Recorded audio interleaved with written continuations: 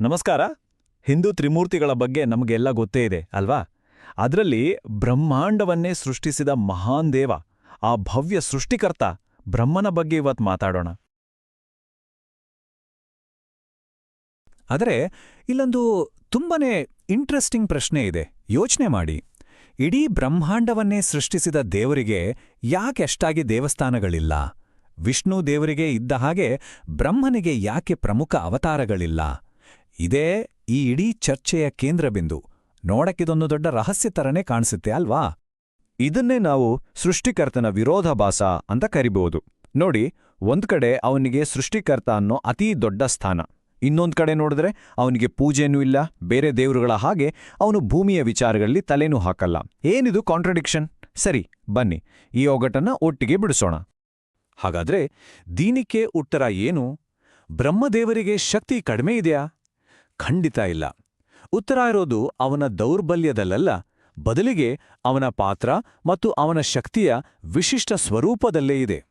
ವಿಷ್ಣು ಮತ್ತು ಶಿವನ ಪಾತ್ರಗಳಿಗಿಂತ ಬ್ರಹ್ಮನ ಪಾತ್ರವೇ ಬೇರೆ.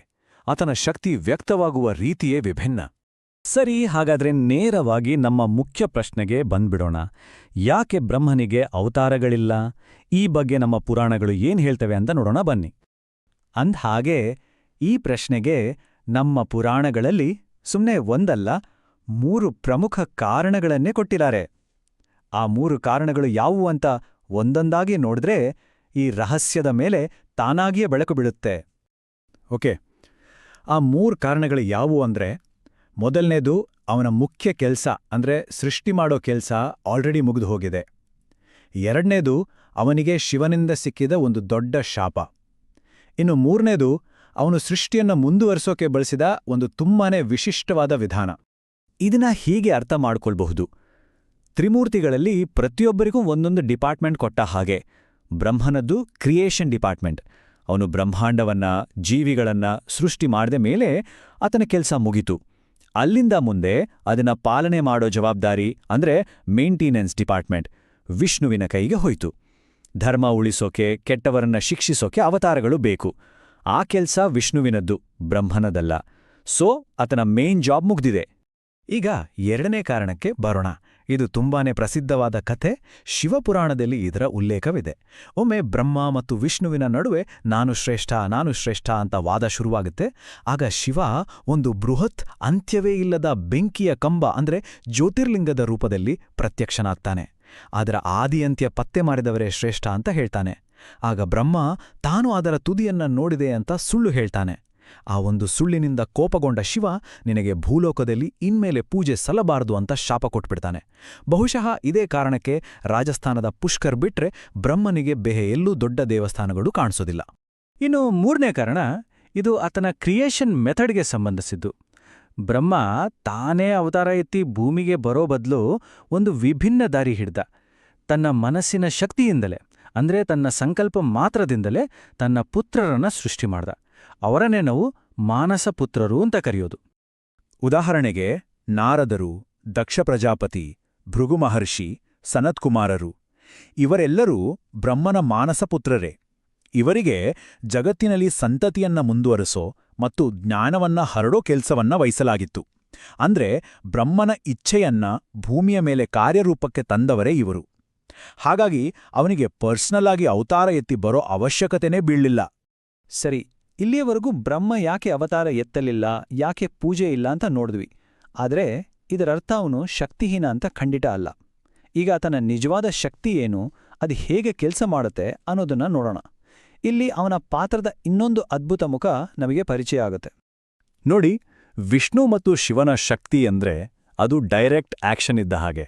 ಅವತಾರ ಎತ್ತೋದು, ಅಸ್ತ್ರಗಳನ್ನ ಬಳಸೋದು, ನೇರವಾಗಿ ಬಂದು ಸಮಸ್ಯೆ ಬಗೆಹರಿಸೋದು. ಆದರೆ ಬ್ರಹ್ಮನ ಶಕ್ತಿ ಹಾಗಲ್ಲ. ಅದು ತುಂಬಾನೇ ಸೂಕ್ಷ್ಮ.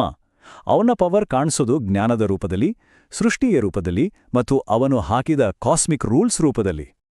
ಹಾಗಾದ್ರೆ ಬ್ರಹ್ಮನ ನಿಜವಾದ ವೆಪನ್ಸ್ ಯಾವುದು? ಆತನ ನಿಜವಾದ ಆರ್ಸೆನಲ್ ಯಾವುದು?